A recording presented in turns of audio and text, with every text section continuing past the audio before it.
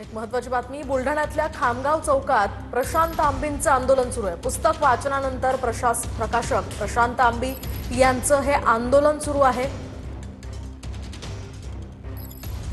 तर या ठिकाणी काही आंदोलकांची धरपकड करण्यात आली आहे।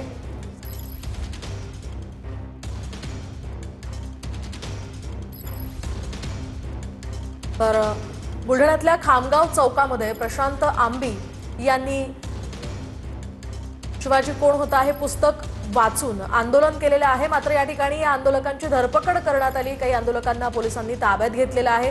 दुसरीकडे संजय गायकवाड यांनी खरं तर या संदर्भात दिलगिरी व्यक्त केली होती। मात्र त्यांच्या विरोधात प्रकाशक प्रशांत आंबी यांच्यासह हे आंदोलक आक्रमक झाले। जाहीर केलं की आम्ही संजय गायकवाड यांच्या घरी जाऊन पुस्तकाचं वाचन करणार।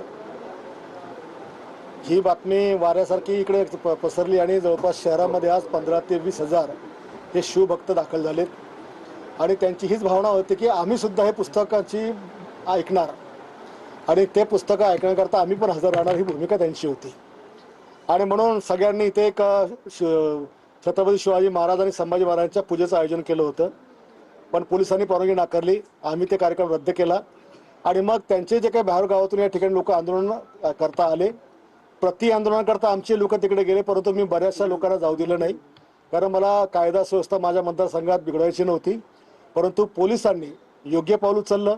आम्ही जसं पोलिसांचं ऐकलं तसं पोलिसांना ऐकलं नाही आणि त्याच्यामुळे पोलिसांनी त्या सगळ्यांना डिटेन केलं आणि त्याच्यामुळे नारेबाजी त्यांच्याकडनं पण झाली, तर प्रत्युत्तरात आमच्या समोरता पण झाली, परंतु पुस्तकाचं वाचन मात्र झालेलं नाही।